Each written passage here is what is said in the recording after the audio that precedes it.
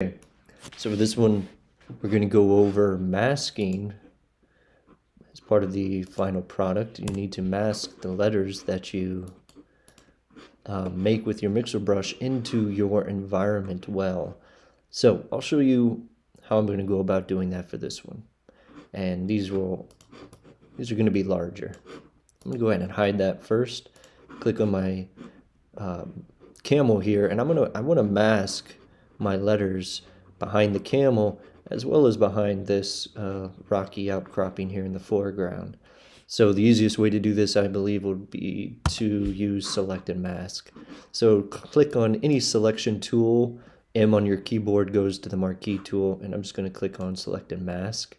I'll keep my view as overlay and go to my positive, make my brush a little bit bigger by tapping on my right bracket, and I'm just going to paint all of this that I want visible. Remember, everything that's red is going to be masked out. And I'm going to hit Command plus to zoom in a little bit. So the red portions are going to be blackened out and in the mask. So all of these parts I want to keep in there.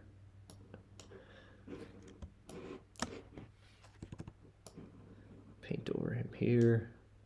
As you can see, select and mask does a very good job. I'm going to zoom in.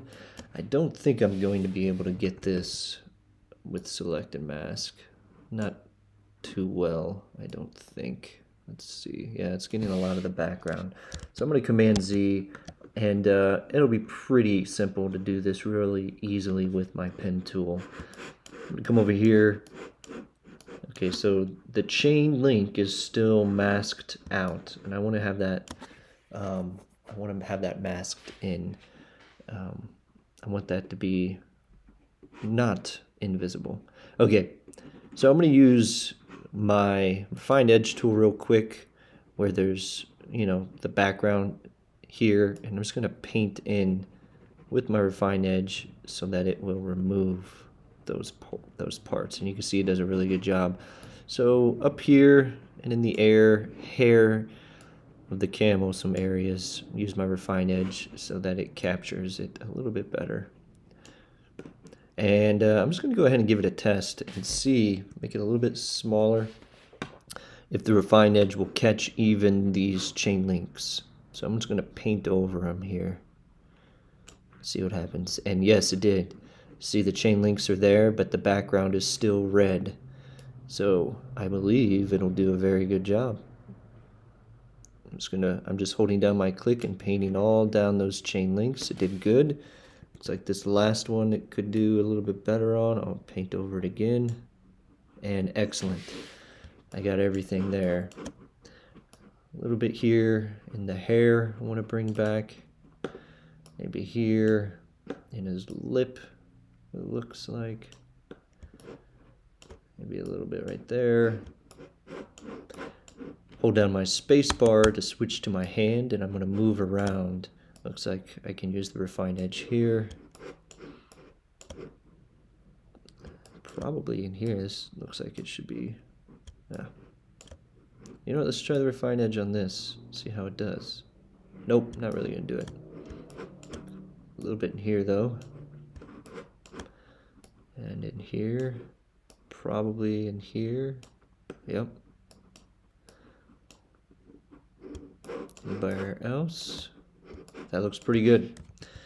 Okay, let me go ahead and hit OK on that. It's masked out. Now, I don't want to keep this mask turned on. I'm just using it to create an easy selection to mask these words behind it. First, I need to make Israel. I'm going to make these words big in my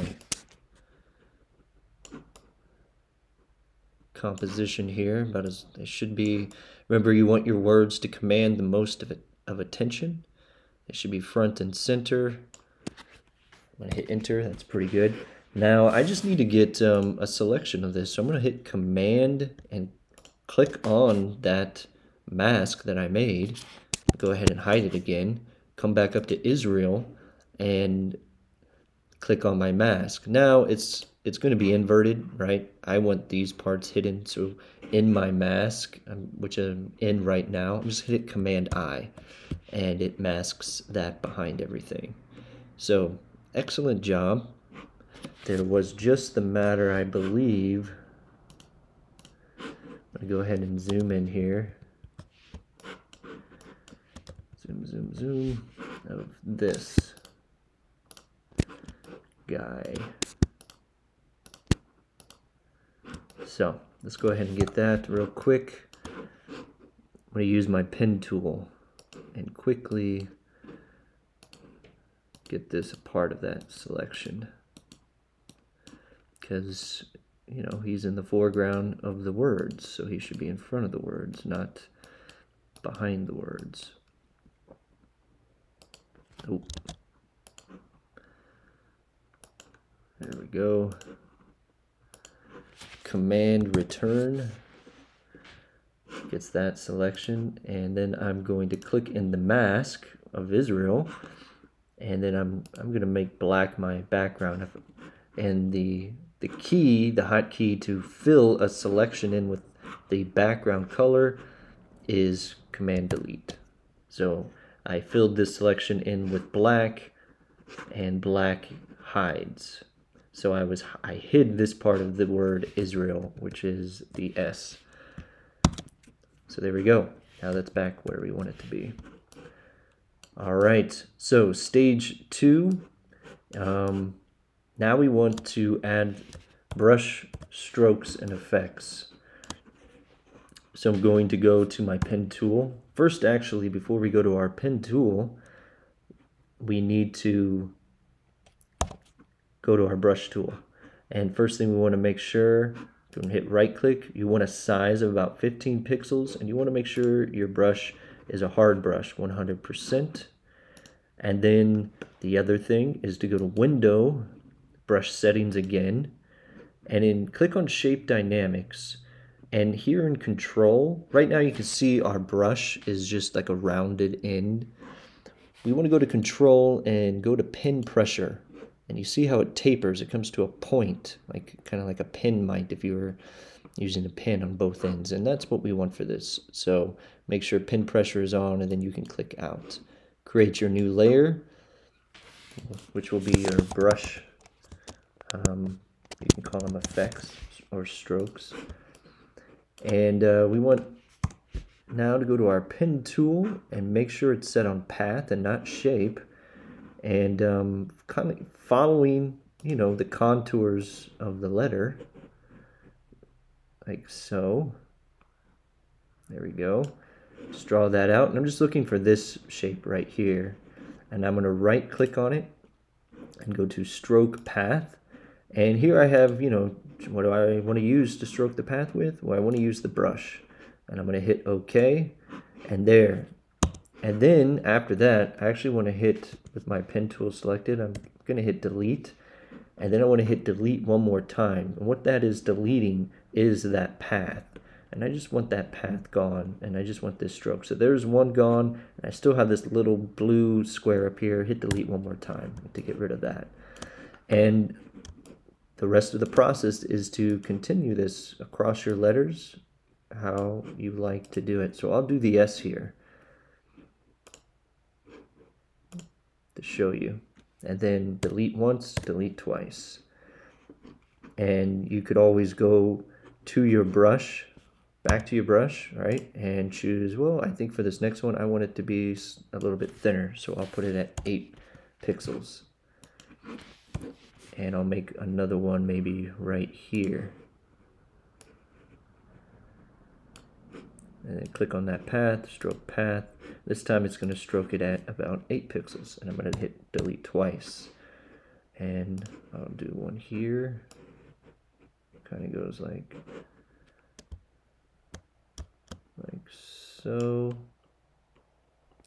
Oh, I actually don't like that.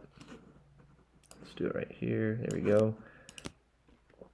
And stroke path, brush, okay, delete, delete. Now let's do some white ones. Stroke path,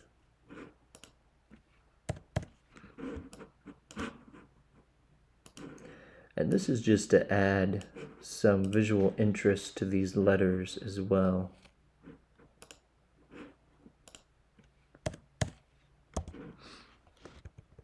Okay, so that's pretty good.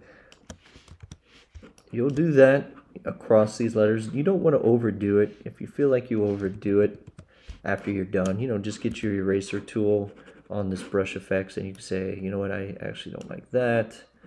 And maybe this one's a bit much, or I just want maybe that right there. And everything else is looking good. Another thing to keep in mind is that you'll also be doing, which I won't go over because we did this in the second project, but in your final product, right, you're going to create a new layer and you're going to add shadows where you need to this as well. So you create that new layer. I would just clip it into your text and you can name this shadows and get your black and make it a large brush. So we'll just go ahead and do this real quick for you guys' recall. So one is soft brush when doing shadows, and it's clipped into that mask. And I don't want 100%. I'm gonna have my flow down to about 24, and I'm gonna make it a little bit larger brush, and put some shadows where they belong. And now I'm not thinking of merely the camel, but as the letters themselves are overlapping each other, I'm thinking about that too. So what I would actually do here, I would have to get a selection, or right, because I want it on this E, but I don't want it on the A. So I could switch back to my lasso tool real quick. Maybe just draw out this. Oop, I accidentally clicked.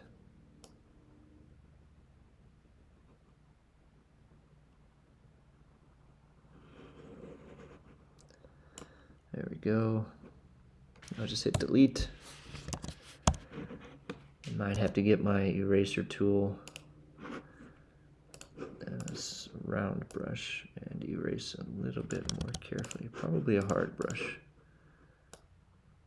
And there's a little bit in there I would need to make sure to get better. I would use my lasso tool, but you get the idea, right? I wanted some just there in the E, and maybe there in the R, definitely back here on the R, up here on the R, and other places. So you're gonna have to do that as well for this project, fully to get the full integration of everything. I'm gonna do it rather quickly here.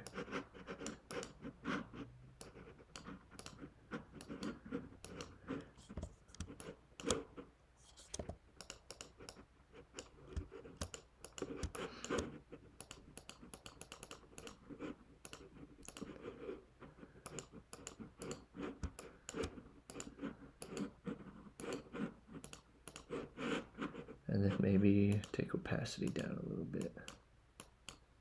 Just a little. Okay. So I've done my shadows. I've done all of my pin effects. Next thing to do as well is come back down here, actually on top of the shadows, and to do your gradient map now. And you just want to clip it into your mixer brush and as well as your shadows, not your brush effects. Well, you know what? Do it to your brush effects too. Drag it all the way up to the top. Might as well. Make sure your brush effects then also will need to be clipped so that this gradient is affecting everything. And I'll do this rather quickly.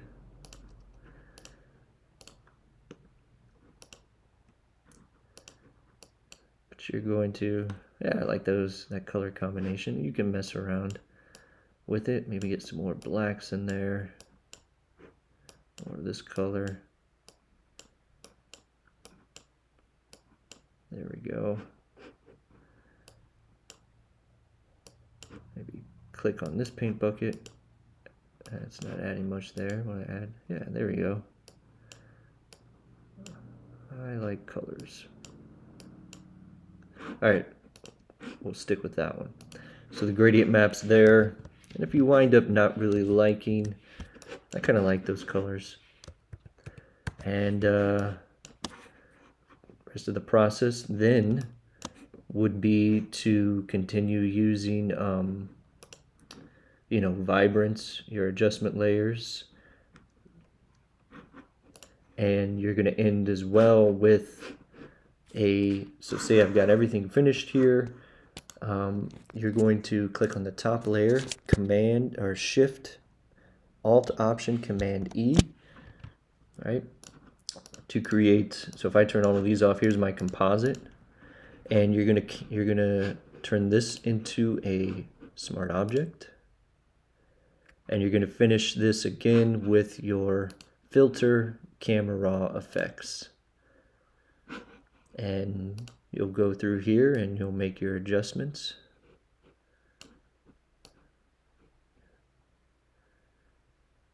Play with these slightly, exposure. High contrast is always good. Clarity, vibrance, definitely. Maybe a little bit of saturation. A little bit less saturation. And then you'll be going through the rest of these as well, especially curves maybe, and making other subtle effects, your color grading, playing around with these. Maybe you want some more of this color, then your shadows, downplaying it a little bit, hitting OK, applying those changes. Another thing I recommend doing is you can go to filter. I actually would have done this prior to compositing everything. I would have actually see how much better that looks already. For the Israel text here, right, I would duplicate it real quick.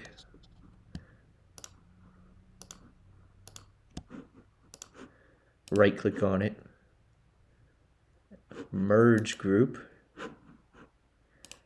and convert to smart object, and filter noise, add some noise to it. Another interesting effect. I'd probably do about 17, hit OK. And then from there, I would do my camera raw edits, because now if I go there, you know, it's gone. Okay, so Shift Option Command E, convert this to smart object, and then do my camera raw edits. And then the final thing for your project as well is to add some kind of secondary design stuff to this. So in other words, here's an example, right? I did for Brazil, and these kind of lightning stroke things, that would be the secondary effects. And all I did to get that is I used the polygonal lasso tool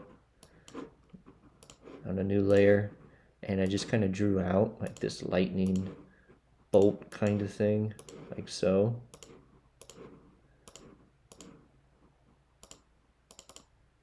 I went off the page with it, and on that new layer I filled it with this neon.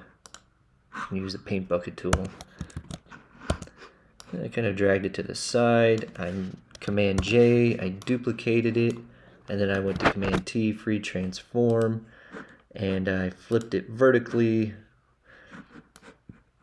and then I just moved it around, kind of on top of each other, made an interesting looking design thing. Then Shift, selected both of those, right clicked on them, and went to merged the layers into a single one. And so there I have like some other stuff.